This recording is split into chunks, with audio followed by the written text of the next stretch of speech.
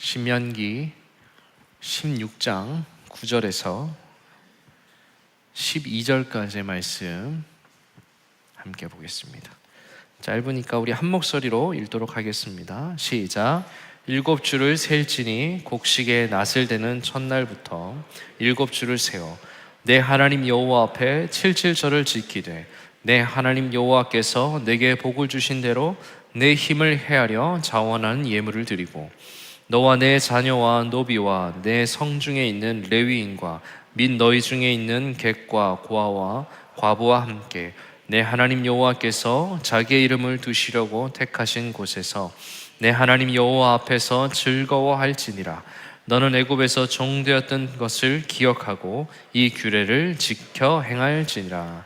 아멘. 제가 한번 기도하겠습니다. 하나님, 오늘 우리에게 귀한 동역자를 주심을 감사합니다. 하나님의 나라와 의를 위하여 우리 교회와 함께 동역하게 하심을 감사하고, 하나님 또 등록하여 우리 교회의 한 몸이 되어서 하나님 앞에 살아가기 원하는 주의 종에게 하나님께서 함께 하시고 복의 복을 더하여 주시고 주님의 은혜와 축복이 있게 하시고 우리 성도들과 귀한 교제를 나누며 하나님 이 마지막 시대에 이 교회와 함께 더불어 성장하며 하나님을 더 사랑하게 되는 우리 모든 가족들이 되게 하여 주시옵소서. 또 이 주일 아침에 주님 우리에게 말씀하여 주옵소서. 주의 종이 듣겠습니다. 감사드리며 예수님의 이름으로 기도드렸습니다. 아멘. 오늘 맥주 감사 주일입니다. 어떻게 2026년 전반기 동안 여러분들의 가정과 또 직장과 일터 또 자녀들과 손들에게 주신 은혜와 감사의 제목들이 있습니까? 또 여러분들의 믿음이 올 한 해 이 전반기 동안에 진보하여서 아름다운 열매를 향하여 여러분들이 나아가고 있는지 궁금합니다. 교회적으로는 참 감사한 일들이 참 많습니다. 교회 안에 새로운 가족들이 참 많이 오셨습니다. 그리고 이것 때문에 식당이 거의 꽉 차가고 있어요. 그래서 식당을 지금 저걸 어떻게 해야 되나 이런 행복한 고민을 또 품게 되어서 참 좋습니다. 또 모든 성도들이 각자 여러분들이 있는 섬김의 자리에서 어떻게 하면 교회를 좀 더 잘 섬겨볼 수 있을까, 이런 것들을 꿈꾸고 또 그렇게 행하시는 것 같아서 목회자로서 담임 목사로서 참 행복하고 감사한 올 한 해 전반기였던 것 같아요. 그러나 이러한 것보다 더 감사한 건 사실 우리가 뭐 어떤 일을 하든 어떤 공로를 세우든 우리가 어떤 성공을 하든 간에 그런 것과 상관없이 언제나 하나님이 저와 여러분들을 사랑하고 계신다는 겁니다. 우리가 이렇게 부족하고 참 연약한 인품과 인격을 가지고 있음에도 불구하고 아침과 밤마다 주의 성실과 인자하심으로 저와 여러분들의 삶을 주님께서 꽉 채워주고 계시니까 그거야말로 정말 감사한 일이 아니겠습니까? 자, 오늘은 그래서 맥주 감사주일이어서 소아시아 지역을 잠시 떠나서 이스라엘 본토로 한번 돌아가 보려고 합니다. 출애굽하여 가나안 땅으로 가는 마지막 걸음을 앞두고 있는 그 이스라엘 공동체를 오늘 한번 찾아가 보고 싶습니다. 하나님은 모세를 통하여서 이스라엘 백성들이 이제 앞으로 지킬 세 가지의 절기, 유월절과 맥추절과 초막절에 대하여서 주님께서 말씀하셨어요. 우리가 읽지 않은 다른 본문 레위기 23장 2절에 보면 이 절기들을 여호와의 절기라고 말해요. 이스라엘 자손에게 말하여 이르라, 이것이 나의 절기들이다. 너희가 성회 거룩한 모임으로 공포하여서 지켜야 될 여호와의 절기다. 이렇게 말씀하셨어요. 하나님의 절기라는 것은 이 절기의 주인공이 누구라는 겁니까? 하나님이고 이것의 주체자가 바로 하나님이라는 뜻입니다. 하나님은 이 사실을 더 강조하기 위하여서 이것이 단순히 절기라는 것뿐만 아니라 나의 절기들이라는 표현까지 사용하셨습니다. 그래서 주체자 되신 하나님은 각 절기마다 하나님이 원하시는 고유한 뜻과 의미들을 거기에 새겨 놓았습니다. 유월절은 우리가 잘 알고 있듯이 이스라엘 백성들이 출애굽하여 하나님의 언약을 향하여 나아가도록 하는 그 권능의 구원의 역사에 대한 감사하는 절기입니다. 맥추절은 1년의 중간을 점검하면서 하나님 앞에 감사하는 절기고요. 세 번째로 초막절이라고 말하는 이 수장절은 가을 거지를 다해서 추수하여 저장한다라는 뜻을 담고 있어요. 이스라엘 백성들은 이러한 하나님의 말씀에 따라서 유월절을 1년의 시작으로 보고요, 맥추절을 중간으로 생각하고 초막절, 수장절이라고 말하는 것을 통하여 한 해의 가을 거지를 쫙 행하고요, 겨울을 준비했다고 합니다. 이스라엘 백성들이 하나님의 절기, 나의 절기라고 말한 그 여호와의 절기를 통하여서 자신들의 1년의 삶을 잘 계획하고 거기에 맞추어 이스라엘 백성들이 살았다는 겁니다. 유대인들은 지금도 이 세 가지의 절기를 가장 중요하게 생각합니다. 특별히 오늘은 그 중에서 77절이라고 말하는 이 맥추절 안에 담겨있는 하나님의 뜻을 배우고 은혜 받기를 원하는데요, 하나님이 이스라엘 백성들이 맥추절이라는 절기를 지키면서 하나님이 주신 땅에서 정착하여 살게 되었다는 것을 기억하기를 원하셨어요. 레위기 23장 10절에 보면 이렇게 말합니다. 이스라엘 자손에게 말하여 이르라. 너희는 내가 너희에게 주는 땅에 들어가서 너희의 곡물을 거둘 때에 너희의 곡물의 첫 이삭 한 단을 제사장에게 가지고 가라, 이렇게 말했습니다. 우리가 본 저 10절에서 중요한 구절이 두 개 있는데, 첫 번째는 내가 너희에게 주는 땅이라는 겁니다. 그리고 곡물의 첫 이삭 한 단, 이 두 가지가 중요한 단어예요. 무슨 뜻이냐 하면, 너희가 이제 가나안 땅에 들어가면 더 이상 옮겨 다니며 살지 않는다는 겁니다. 텐트를 접었다가 폈다가 사는 삶은 이젠 살지 않고, 돌이 되었든 흙이 되었든 간에 집을 지어서 한 곳에 정착하여 살게 될 것인데, 그 땅을 주신 분도, 그리고 첫 수확을 거두게 하신 분도 하나님이라는 것을 기억하라는 겁니다. 그러므로 단순히 첫 번째 수확에 대하여서 감사라는 게 아닙니다. 가을에 있을 이제 최종적인 수확을 바라보면서 마치 적금을 넣는 것처럼 감사하라, 그런 게 아니에요. 또 하나님 앞에 내가 땅도 주고 수확물도 줬으니까 일종의 세금을 내라, 주님이 그런 의도로 말씀하신 것이 아닙니다. 하나님은 첫 이삭단을 하나님께 드림을 통하여서 그의 백성들이 약속의 땅, 그 가나안 땅에 정착하여 살게 되었다는 그 사실을 잊지 않기를 바라셨던 겁니다. 노예였어요. 종이었습니다. 근데 이들이 애굽에서 건짐을 받아서 언약의 자손이 되었고, 언약의 땅을 받았고, 언약의 곡물을 처음으로 수확하는 그 의미를 영원토록 잊지 말라는 겁니다. 너희가 종이로 이만큼 40년 동안 모든 민족이 이렇게 행군을 하다가 약속의 땅에 와서 드디어 약속의 땅과 기업을 받아서 곡물을 얻었다. 그러니 그것을 주신 하나님의 은혜를 잊지 말고 정착했다는 것, 주님 안에 정착하여 너희들이 살게 되었다는 것을 기억하라는 겁니다.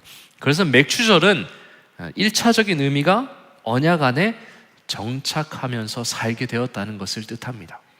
하나님은 이러한 정착의 절기를 어떻게 보내기 원하셨는지 오늘 본문을 통해서 함께 살펴보고, 여러분들의 삶도 하나님 앞에 정착하여 복과 은혜 가운데 살아가는 그런 우리의 삶이 되시기를 축복합니다. 첫 번째로, 하나님은 내 힘을 헤아려 자원하여 예물을 드리라고 말씀하셨어요. 본문 10절을 같이 다시 읽겠습니다. 시작. 내 하나님 여호와 앞에 77절을 지키되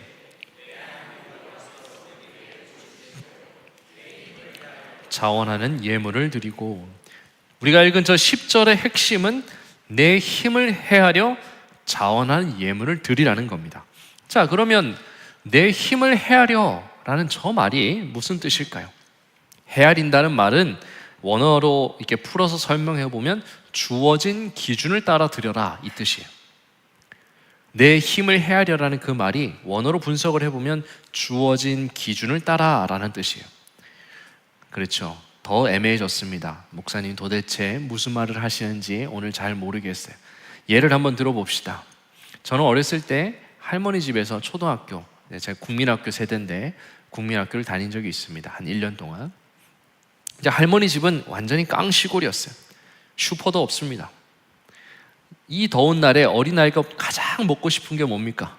아이스크림이죠. 근데 아이스크림을 먹고 싶어도 못 먹어요. 왜냐하면 그 슈퍼 전빵이라고 말하죠, 옛날 말로. 그 하는 할머니가 읍내에 나가서 아이스크림을 사오지 않으면 먹을 수가 없는 곳이었어요. 그리고 내가 먹고 싶어도 먹고 싶은 게 없을 수 있어요. 왜? 할머니 자신이 먹고 싶은 걸 사와요. 그러면 이렇게 냉장고를 탁 열면 없어요. 그냥 똑같은 거 하나밖에 없습니다. 정말 깡시골입니다. 집을 나서면 논과 밭과 포도밭과요, 미나리 깡이라고 말하는 그런 게 쫙 있어요. 지금 시기에는 개구리 소리 때문에 잠을 못 잘 정도로 정말 시골이었습니다. 그러니까 농사 짓는 거는 뭐 이렇게 찾아보지 않아도 학교를 걸어가는 길, 오가는 길을 통해서 농사 짓는 건 충분히 다 볼 수 있었습니다.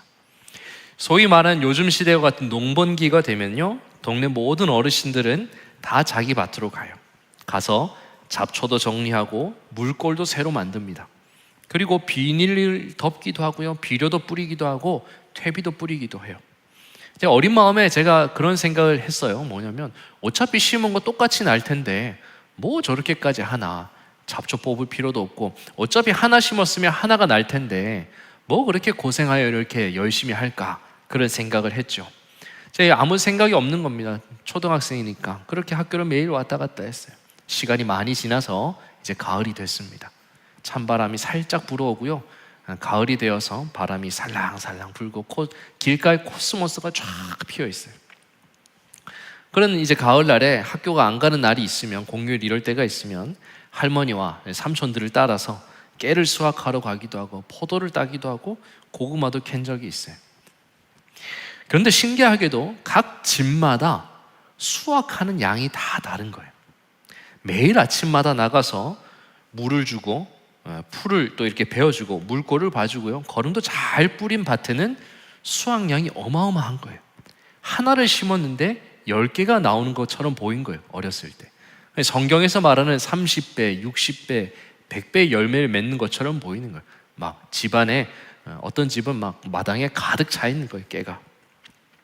근데 반면 주인이 관리를 조금 소홀히 한 곳에는요, 수확량이 확실히 적었습니다. 결국 농작물이 그 수확을, 곡물을 이룬다는 건 집마다 다 다를 수 있다는 걸 제가 어렸을 때 눈으로 보고 체험을 했어요. 농부의 마음가짐 그리고 성실함에 따라서 수확의 양이 차이가 날 수밖에 없는 겁니다. 그러니까 오늘 본문에서 말하는 하나님께서 너의 소출을 잘 헤아려 보아라 라는 것은요, 하나님이 물과 햇빛을 주셔서, 바람을 주셔서 작물을 키워주시긴 하지만 너가 가지고 있는 환경과 상황에 따라서 수확량이 다를 수 있다는 겁니다. 그래서 이웃 농부의 그 적은 소출을 기준하여 드리지 말고, 또 많이 수확한 옆집을 부러워하거나 시기하지 말고 하나님이 너에게 주신 그 수확물을 기준으로 하여 하나님께 감사하라는 뜻이에요. 메시지 성경은 이러한 본문을 아주 잘 번역해 놓고 있어요. 10절인데요, 같이 읽어봅시다. 시작. 여러분의 자원 재물을 가지고 가서 여러분의 하나님께 드리는 칠칠절을 기념하십시오. 여러분의 하나님께서 여러분에게 복을 주시는 대로 넉넉하게 드리십시오. 뭐라고 말합니까? 여러분에게 복을 주시는 대로. 유진 피터슨이 그렇게 아주 잘 번역하고 있죠. 그러니까 맥추절에 너희의 것을 잘 헤아려 하나님께 드리라는 말은 우리에게 주신 것에 감사하는, 자족하고 만족하는 그 감사의 기준을 세워주신 겁니다. 원래 이스라엘 백성들은 유목민들이에요. 양과 염소, 소와 같은 가축들을 초원으로 데리고 다니면서 그들의 조상들이 살았어요. 그리고 그들은 이집트 땅에 있을 때도 그런 일을 했습니다. 그러니 약간의 크기와 모양의 차이는 있을 수 있지만 옆집의 소나 양이나 우리 집의 것이나 별 차이가 없어요. 농사 이전에 이스라엘 백성들은 율법에서 제정한 한 마리를 드리면 됩니다. 하나. 하지만 이스라엘 백성들이 가나안 땅에 들어가서 농사를 하며 이제 살아야 돼요. 삶의 패러다임이 완전히 달라진다는 겁니다. 이제는 노력에 따라서 수확하는 정도의 차이가 확실하게 날 수밖에 없다는 겁니다. 너의 부족한 그 농사 실력에도 불구하고 이만큼 주신 것에 대해서 만족하면서 그 얻은 것에서 하나님께 인색하게 드리지 말고 자원하여 넉넉하게 하나님께 드리라는 거예요. 이 행동을 통하여서 너의 삶을 만족하면서 하나님께 영광을 돌리라는 겁니다. 이런 마음이 신명기 16장 17절에도 그대로 드러납니다. 각 사람이 내 하나님 여호와께서 주신 복을 따라 그 힘대로 드려야 한다라고 말했어요. 하나님은 내게 주신 복을 따라 그 힘대로 계속 드리라는 거예요. 사랑하는 동역자 여러분, 여러분들은 하나님이 여러분들에게 주신 것에 만족하며 살아가고 있습니까? 감사의 예물이라는 것은요, 사실은 드리는 자의 마음의 상태가 훨씬 중요합니다. 다른 이들이 가지고 있는 소유와 부함을 너무 부러워하거나 또 내가 못 가지고 있는 것에 대해서 매우 아쉬워하면서 습관을 쫓아서 그저 감사의 예물을 드리는 것은 사실은 반쪽짜리에 불과합니다. 또한 이만큼 채워주시고 부어주셨음에도 감사하고 그 감사의 기준을 턱없이 높게 해서요, 하나님이 주신 것을 인색하게 평가해서도 안 되는 겁니다.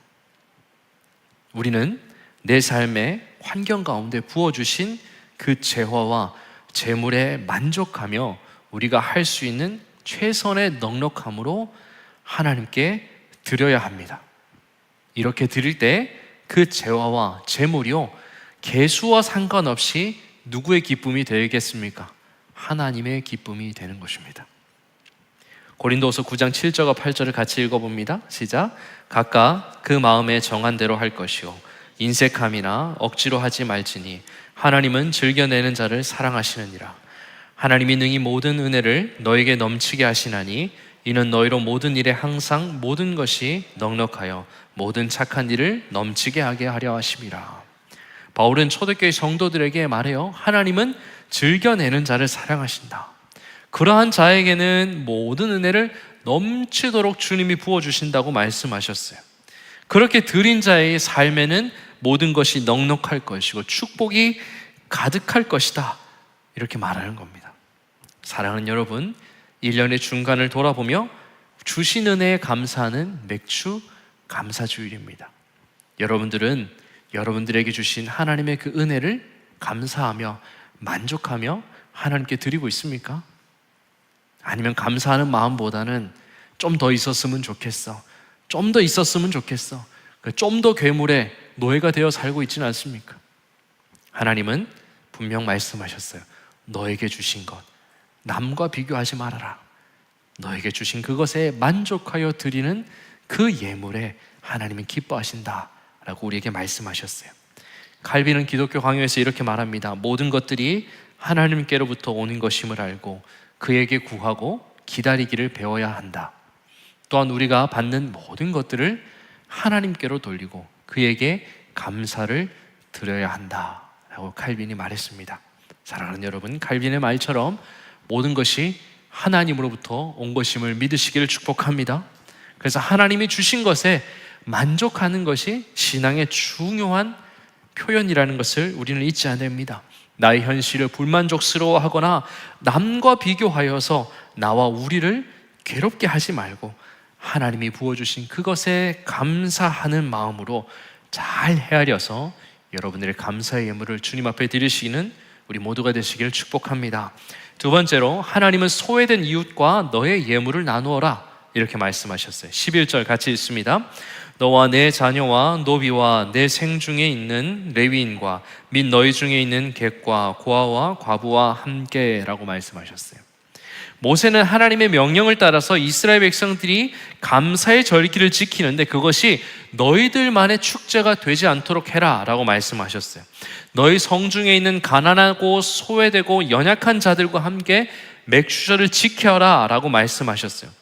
자, 그렇다면 한 농부가 말한 대로 6개월 동안 열심히 지켜낸, 수고하여 거두어들인 예물을 왜 레위인과 객과 고아와 과부와 나그네들과 함께 나누라고 말씀하셨을까요? 왜냐하면 우리가 거두어들인 모든 그 곡물, 수확한 모든 것에는 여호와 하나님의 선하심이 거기에 담겨 있기 때문입니다. 사도행전 14장 17절을 보면 바울은 하나님이 어떠한 일을 하시는지를 설명해 놓고 있어요. 곧 여러분에게 하늘로부터 비를 내리시며 결실기에 주시는 선한 일을 하신대요, 하나님이. 그래서 음식과 기쁨으로 여러분들의 마음을 만족하게 하셨다라고 바울이 말하고 있어요. 이 말씀처럼 하나님은 결실기, 그 수확하는 그때에 하늘로부터 비를 내리는 선한 행동을 하시면서 선한 열매를 맺도록 하신대요. 그러니 너희가 수확하고 살아가고 그 거둬들인 모든 것은 너희의 수고이기도 하지만 누구의 선하심입니까? 하나님의 선하심의 결과라는 겁니다. 그래서 시편 145편 9절에 보면 하나님은 이 선하심이 세상으로 흘러가길 원하고 계세요. 여호와께서는 모든 것을 선대하시며 그 지으신 모든 것에 무엇이 베풀어지기 원하신다고요? 긍휼을 베푸시기 원한대요. 시편 기자가 여호와께서는 모든 것을 선대하시고 그 지은 모든 것에 긍휼이 흘러가는 것을 매우 기뻐하신다고 주님이 말해요. 그렇기 때문에 너희 성중에 가난하고 헐벗고 연약한 자들에게 너희의 소유를 나누면서 그들에게도 하나님의 선하심을 맛볼 수 있도록 하는 일을 꼭 기억하고 행하라는 겁니다. 그냥 그 사람들 불쌍해서 그걸 나눠주라는 뜻이 아니라는 거예요.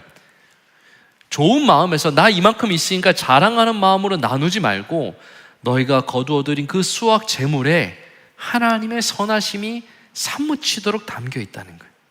그러니 그걸 나누는 삶, 그것이 바로 하나님이 원하시는 거라는 겁니다. 사랑하는 우리 동역자 여러분, 우리도 하나님의 선하심을 흘려보내야 합니다.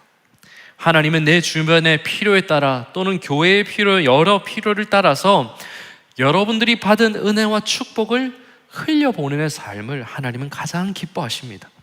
예수님도 누가복음에서 뭐라고 말했습니까? 주라, 그리하면 너에게도 줄 것이다. 곧 후이 누르고 넘치고 차고 넘치도록 흔들어서라도 넘치는 그것을 너에게 주님이 안겨주시겠다 말씀하셨어요. 하나님은 움켜쥐는 사람보다 손을 펴서 나누는 자의 삶에 더 큰 은혜를 부어주십니다. 하지만 사람은 본래 타고난 성품이요 움켜쥐는 것에 익숙합니다. 내가 다른 사람보다 조금 더 많이 가졌다는 것, 내가 남들보다 조금 더 윤택하게 산다는 것을 통하여 안도의 마음을 찾아내는 것이 사람의 본성이에요.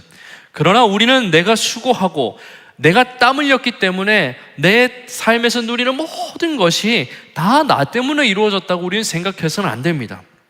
이스라엘 백성들이 곡물을 수확하는 그곳에 하나님의 선하심이 있지만 지금은 우리가 농사 짓지 않으니 내가 다 땀 흘렸기 때문에 그건 다 내 거야 라고 우리가 말할 수 없다는 겁니다. 저와 여러분들이 살아가는 모든 삶의 현장에는 하나님의 선하심이 있습니다. 그것이 없다고 말하고 눈을 가리고 난 보지 못했다고 말할 수 없는 겁니다. 그래서 우리는 분명히 기억해야 됩니다.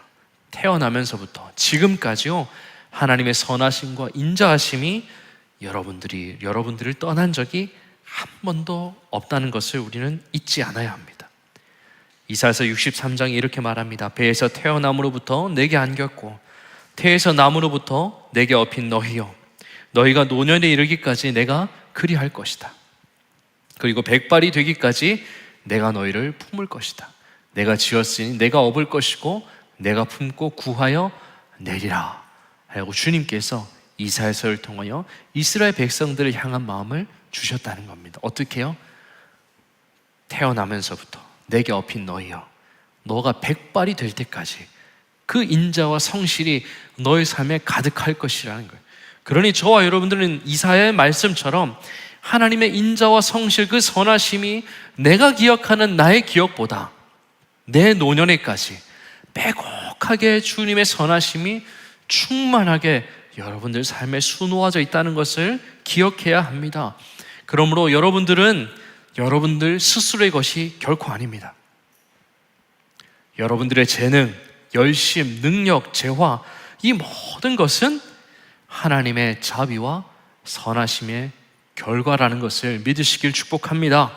그래서 하나님이 그럼에도 불구하고 이 모든 것을 다 우리에게 거저 주셨어요. 그래서 우리가 하나님의 선하심의 증인으로 살아가기를 우리 하나님은 원하고 계세요. 매 절기마다 너의 축복과 은혜를 주변과 나누고 흘려보내라는 거예요. 이것이 너를 구원하신 하나님의 뜻이라는 것입니다. 이처럼 구원은, 은혜는 나의 만족에 그치는 것이 아닙니다. 하나님은 모든 은혜가 흘러가기를 원하고 계십니다. 우리나라가 이렇게 귀하고 복되고 아름다운 기독교의 나라가 될 수 있었던 이유는 평양에서 있었던 대부흥의 사건입니다. 근데 이 평양에서 있었던 대부흥의 사건이 저와 여러분들은 단순히 사람이 많구나, 교회에 사람이 빼곡하게 찰 정도로 사람들이 많이 교회로 몰려들었구나라는 것을, 그것을 부흥이라고 생각해서는 안 됩니다. 많은 사람들이 인격적으로 주님을 만나서 자신의 죄를 자복하고요, 회개하는 운동이 반드시 일어났지만, 그것이 일어났지만 더 중요한 사실은 부흥을 일어난 그 단면에 다른 단면도 있다는 겁니다. 무엇이냐면 많은 사람들이 자신의 죄를 자복하며 자기가 불용하게 취한 이득들을 내어놓고요, 교회에 가난한 사람들을 돌보고 지역사회에 자신의 가진 것을 다 나누어주는 삶을 이들이 살았대요. 그래서 평양 주변에 있던 많은 사람들이, 가난한 자들이 그 돌봄을 받았고요, 그 지역사회는 야, 예수 믿는 사람들은 다르구나라는 말을 하기 시작했다는 거예요. 그래서 부흥이라는 것은 예배당 여기 안에서만 끝나는 것이 아닙니다. 부흥은 하나님의 선하심을 흘려보내는 겁니다. 그게 진정한 부흥이라는 겁니다. 이처럼 저와 여러분들도 하나님의 선하심이 내 삶에 가득 채워져 있다는 것을 꼭 기억하시길 축원합니다. 그리고 그것을 세상에 흘려보내라고 주님이 저와 여러분들이 주신 것을 기억하면서 기회가 되는 대로 하나님이 여러분들에게 주신 것을 세상과 교회와 가난한 자들에게 흘려보내는 하나님의 귀한 증인들이 되시기를 주님의 이름으로 축복합니다. 세 번째로, 하나님은 맥추절을 기쁨으로 보내라 라고 말씀하셨어요. 본문 11절 후반절인데 화면을 통하여 같이 읽겠습니다. 시작. 내 하나님 여호와께서 자기의 이름을 두시려고 여호와 앞에서 즐거워할지니라. 즐거워한다라는 이 표현이요, 큰 기쁨이라는 뜻이에요. 그냥 뭐 즐겁다 이 정도가 아니고 엄청나게 큰 기쁨을 표현하라 라고 주님이 말씀하셨어요. 하나님은 너가 생활에서 느끼는 어떤 즐거움보다 이 맥추절에 더 큰 즐거움으로 이 절기를 보내라고 말씀하셨어요. 하나님 왜 이렇게 말씀하셨을까요? 하나님께서 이렇게 말씀하신 이유는 이스라엘 백성들이 참된 기쁨이 무엇인지를 깨닫게 하시기 위해서였습니다. 예나 지금이나 사람들은 불로소득을 좋아합니다. 무슨 뜻입니까? 일하지 않고 돈을 얻는 거 다 좋아하죠. 그거 너무 좋아합니다. 저도 좋아할까요? 싫어할까요? 네, 저는 싫어합니다. 사람들은 크게 힘들이지 않고요, 손쉽게 돈을 벌어서 재산을 증식하는 것을 참 기뻐해요. 그리고 그렇게 살면요, 자랑거리로 생각해요. 사람들이 죄송한 얘기지만 주식이나 부동산에 혈안이 되어 있는 이유도 이와 같습니다. 적은 비용으로 최대의 재화를 꿈꾸면서 장기적으로 보면서 이렇게 기업에 투자하는 거, 그런 건 다 정상이죠. 그런데 그렇게 하지 않고 투기하는 거예요. 넣었다 뺐다가 하면서 어떻게 하면 요만큼을 가지고 이렇게 불려낼 수 있을까? 그렇게 하는 사람들 많죠, 우리 주변에도. 그게 무슨 모습이냐? 사람의 악한 본성이에요. 적은 것으로 많은 것을 얻고 싶어하는 사람의 죄된 속성이 거기 있다는 겁니다. 이스라엘 백성들이요, 시간이 지나면요, 후일에 가나안 땅의 우상들에게 가서 절하고요, 그 우상들을 경배하기 시작해요. 그들이 왜 그랬을까요? 가나안 땅의 우상들이요, 좀 더 쉽고 간편하게 복을 줄 것이라고 생각했기 때문이에요. 바알과 아세라와 같은 우상들이 자신들이 수고하는 것이 10이면 그것보다 훨씬 더 많이, 하나님보다 지방의 우상들이, 그 지역에 있던 토착 우상들이 더 많은 축복을 가져다 줄 것이라고 생각하는 거예요. 다시 말해서 같은 수고를 하더라도 기왕이면 더 많이 얻고 더 많이 줄 것이라고 말하는 신들에게 마음과 몸이 뺏겼다는 겁니다. 이제 하나님은 이런 사람의 중심을 아시고 너희가 수고하고 수확한 그 곡물 안에 진정한 진실한 기쁨과 은혜, 노동의 대가가 담겨 있다는 것을 가르쳐주고 싶었다는 겁니다. 잠언 13장 11절에 이렇게 말해요. 망령되이 얻은 재물은 줄어갈 것이다. 그러나 손으로 모은 것은 뭐 한다고요? 늘어간대요. 망령되이 얻은 재물이 바로 불로소득이에요. 하나님은 일하지 않고 얻은 재화와 재물은 결국 다 사라진다고 말씀하셨어요. 그러나 손으로 수고하여 모은 것은 그것 때문에 결국 삶이 어떻게 된다고요? 풍요로워질 것이다 라고 말씀하셨어요. 하나님은 이스라엘 백성뿐만 아니라 저와 여러분들도요, 손으로 수고하여 모은 것에 참 기쁨과 즐거움이 있다는 것을 기억하기 원하셨다는 겁니다. 그래서 우리가 이 한 해의 중간을 딱 점검하여서 우리에게 주신 그 기쁨과 즐거움을 다시 하나님께 일정 부분 돌려드리는 그 신앙 고백으로 살아가기를 원하신다는 거죠. 사랑하는 여러분, 보통 사람들은 박봉이라고 말합니다. 그렇죠? 아무리 열심히 일해도 요만큼밖에 안 돼 보이기도 하는, 여러분들이 정기적으로 받는 그 숫자들, 잠시 통장에 스쳤다가 어딘지 모르게 다 빠져나가는 그 숫자들 안에 하나님이 주시는 가장 아름다운 즐거움이 있습니다. 지금 우리에게 허락된 그 내 눈에 보기는 참 보잘것없어 보이는 그 재화와 재물 안에요, 이것이 내가 삶에서 누릴 수 있는 가장 크고 멋진 희락이 담겨 있다고 주님이 우리에게 말씀하고 있는 것입니다. 어느 청년이 직장에서 첫 월급을 받았대요. 사회초년생이니까 그 금액이 해봐야 얼마나 되겠습니까? 동갑 친구들은 그 첫 월급으로 뭘 할지를 열심히 고민했대요. 해외여행을 갈까? 어떻게 할까? 이걸 어떻게 하지? 고민했다고 해요. 근데 그 청년은 그동안 자신을 키워준 부모님에게 감사의 마음을 표현하고 싶었다고 합니다. 그래서 친구들과 간단하게 저녁 식사를 다 하고 부모님께 드릴 작은 케이크 하나를 사서 집으로 향했습니다. 부모님은 퇴근을 하고 온 아들을 어떻게 했겠습니까? 잘 맞이해 주겠죠. 오늘도 수고했다 이렇게 말했겠죠. 아들은 이제 사온 케이크를 부모님에게 드리면서 나 잠시 씻고 올 테니까 우리 케이크 이따가 같이 먹어요 이렇게 말했어요. 이제 그렇게 아들과 부모님이 식탁에 마주 앉았습니다. 그리고 이제 케이크를 다 세팅을 한 다음에 첫 월급의 일부를 넣은 봉투를 부모님에게 드렸다고 해요. 그리고는 그동안 키워주심에 감사하다라는 말을 전하고 이제 가족들이 케이크를 먹기 시작했다고 합니다. 분위기가 아주 몽실몽실하죠.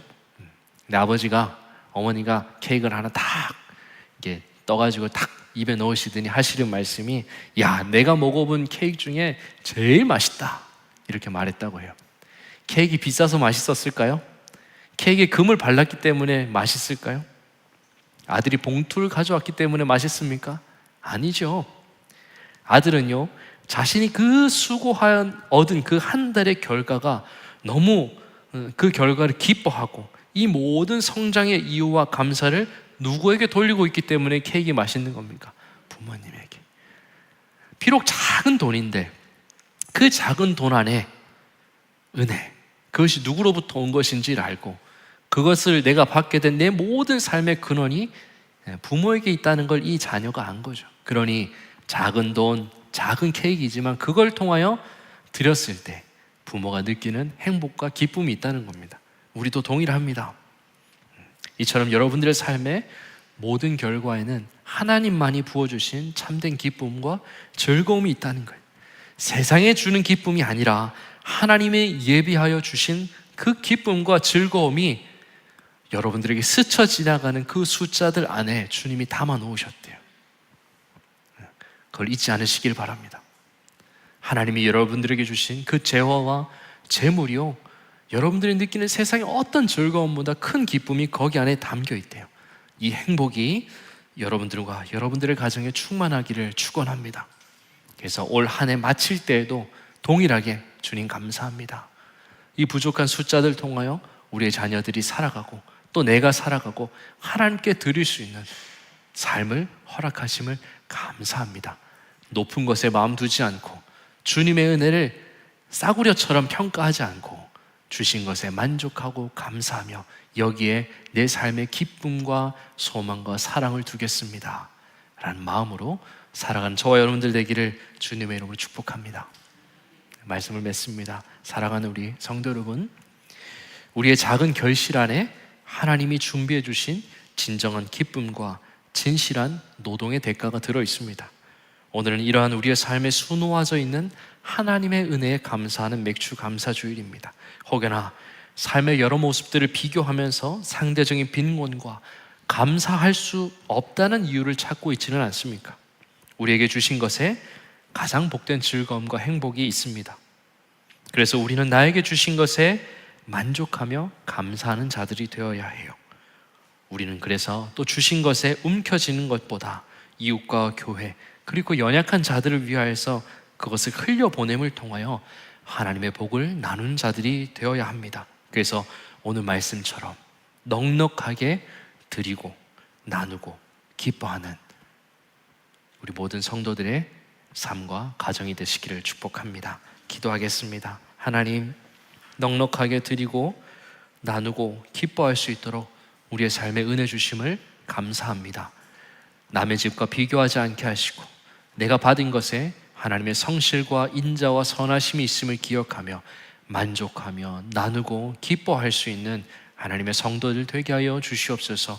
우리에게 주신 소유와 재물들을 감사함으로 바라볼 수 있는 성령의 은혜를 더하여 주시고 그것을 나눌 수 있는 성령의 능력을 주시고 감사하며 기뻐할 수 있는 성령의 즐거움과 희락을 우리에게 부어 주시옵소서. 감사드리며 예수님의 이름으로 기도드렸습니다. 아멘. 우리 찬